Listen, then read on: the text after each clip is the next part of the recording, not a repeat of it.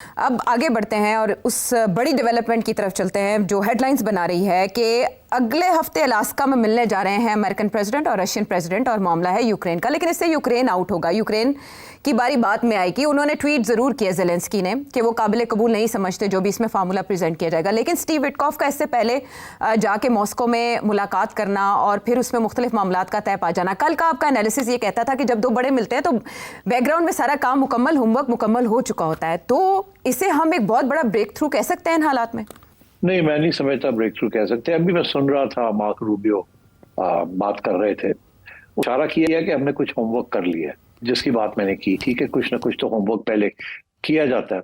उसके बाद आपने देखा कि डोनाल्ड ट्रंप का भी स्टेटमेंट एक आया कि सेटलमेंट जो भी होगी उससे यूक्रेन को कुछ अपनी जमीन जो है वो देनी पड़ेगी रशिया।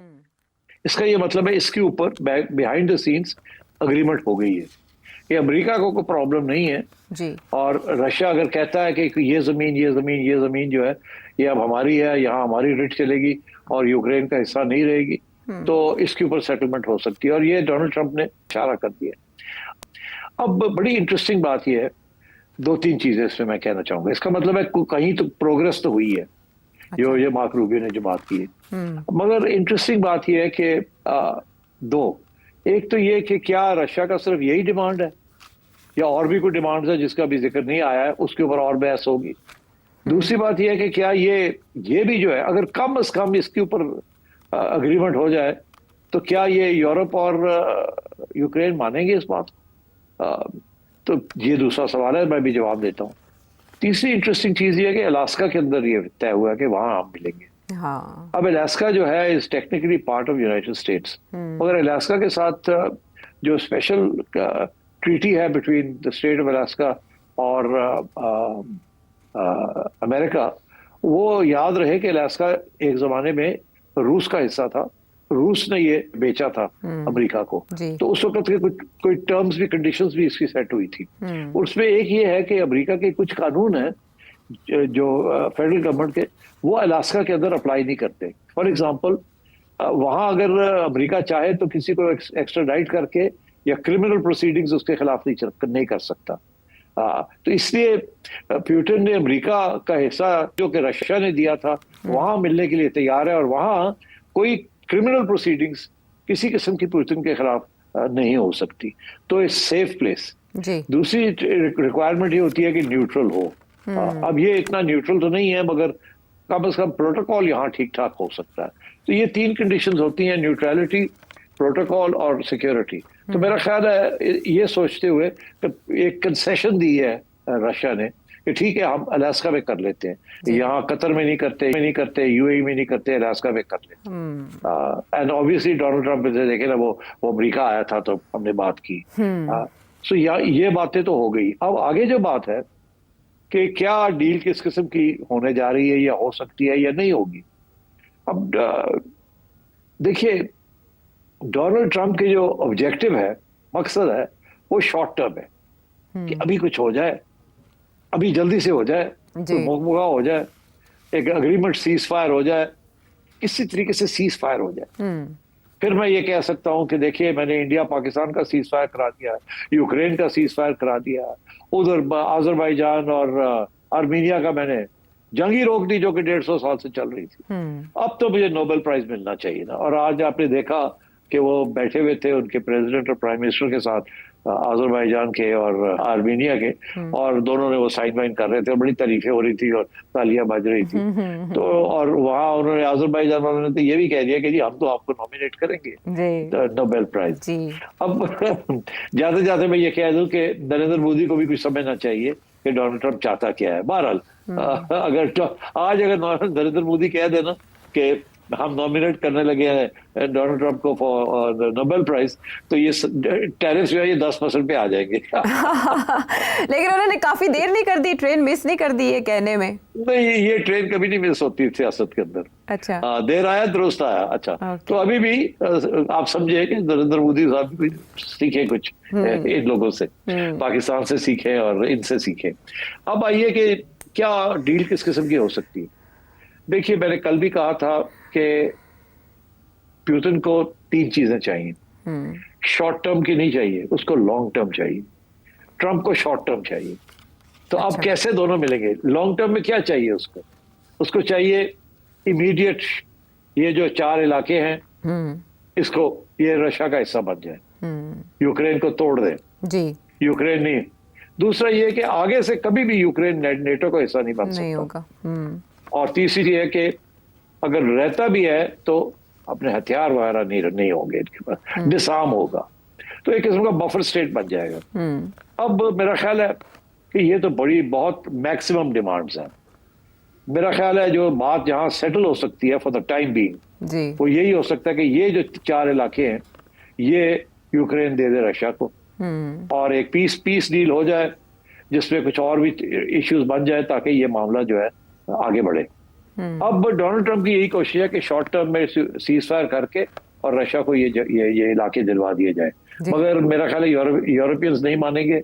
और ज़ेलेंस्की का तो ऑलरेडी बयान आ गया है, यूरोपियंस का भी बयान आ गया। वो कहते हैं कि ये किस किस्म की बात हो रही है रशिया की और अमेरिका की, जब ये मामला यूरोप का है और रशिया का है। यहाँ तो ज़ेलेंस्की को बैठना चाहिए और हमें बैठना चाहिए, और हमें पूछे बगैर ये चौथे मल्ले आगे ये क्या कर रहे हैं। ठीक है ना? तो आई थिंक इस किस्म के इश्यूज हैं।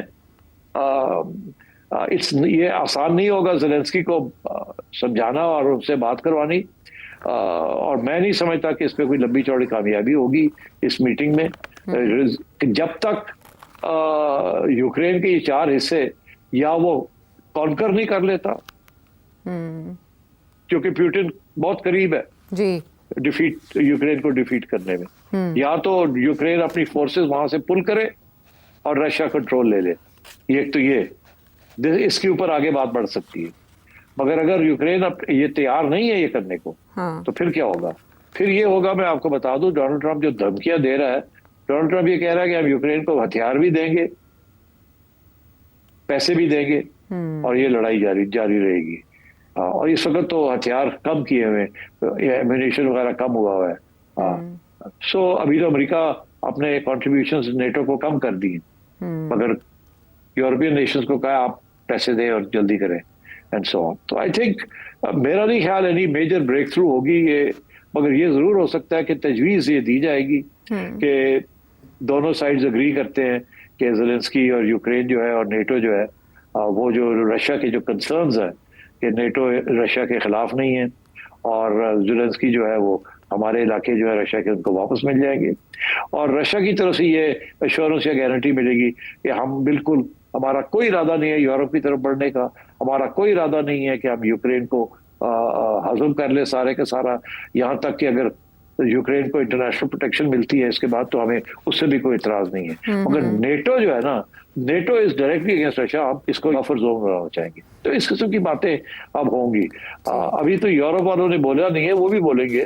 वो बहुत खौफजदा है रशिया से, और अमेरिका तो बहुत दूर बैठा है ना। तो इसलिए I think let's wait and see, but ज्यादा मैं नहीं इस पे समझता कि कोई ब्रेक थ्रू होगा, मगर ये जरूर हो सकता है कि इन दोनों की तरफ से एक तजवीज़ आ सकती है कि वी हैव बोथ अग्रीड कि ये जो इलाके हैं ये रूस को मिलने चाहिए, और रूस की सिक्योरिटी को प्रोटेक्ट करना चाहिए, और यूरोप की सिक्योरिटी को प्रोटेक्ट करना चाहिए, और इसकी तरफ हम आगे बढ़ेंगे। अब इस किस्म की बात हो सकती है, मगर मेरा ख्याल है सीज फायर इस स्टेज पे ज़ेलेंस्की नहीं एग्री करेगा। अब उसको कैसे मनाएंगे आई डोंट नो। सर साहब, आपके एनालिसिस के मुताबिक ऐसे ही लगता है कि डोनाल्ड ट्रंप काफ़ी जल्दी में है, क्योंकि उन्होंने यूक्रेन वॉर का इक़्तिदार में आते साथ फ़ौरन 24 घंटों के अंदर ख़त्म करने का ऐलान किया था कि उस जंग को फौरी तौर पर ख़त्म कर देंगे, लेकिन काफ़ी अरसा हो गया। अब जो यूरोपियन ऑफिशियल है वो ये कह रहे हैं कि प्रेसिडेंट ट्रंप ने ज़रा भी प्रेशर प्रेसिडेंट पुतिन के ऊपर नहीं डाला, और ज़ेलेंस्की के कुछ कॉन्स्टिट्यूशनल लिमिट्स भी हैं जो वो फेस कर रहे हैं, और ट्रंप चाहते हैं कि वो जल्द अज जल्द रिजॉल्व कर लें। आपको याद होगा कि जब अफगानिस्तान से इनखला की बातें हो रही थी तो कैंप डेविड में इनवाइट किया गया था तालिबान लीडर्स को, लेकिन बाद में वो मीटिंग कैंसिल हो गई। आप ये समझते हैं कि अभी भी बहुत से इफ्स एंड बट्स के सबब ये मीटिंग भी मुलतवी हो सकती है, कैंसिल हो सकती है? बिल्कुल मुलतवी हो सकती है, कैंसिल हो सकती है, आई एग्री विद यू। मगर आपने भी जिक्र किया कि कुछ लोग कह रहे हैं कि रशिया के ऊपर प्रेशर नहीं डाला डोनाल्ड ट्रंप ने। ये सही है अप टू अ पॉइंट, मगर आहिस्ता आहिस्ता प्रेशर डाल रहे हैं ना। ये सारा जो टैरिफ वाला ड्रामा है, ये इंडिया के साथ जो हो रहा है, ये बिल्कुल प्रेशर है ऑन रशिया। इसमें देखे ना, या चाइना या इंडिया, यही दो मुल्क हैं जो कि रशिया के साथ तिजारत करके तेल ले रहे हैं रशिया। बाकी सैंक्शंस तो इतनी चलती नहीं है। इंडिया के ऊपर वो प्रेशर डाल रहे हैं कि, और कि वो प्रेशर ये नहीं है कि इंडिया के ऊपर है, वो एक्चुअली रशिया के ऊपर है कि रशिया को एक्सपोर्ट्स टू इंडिया जो है उसको बंद की जाए।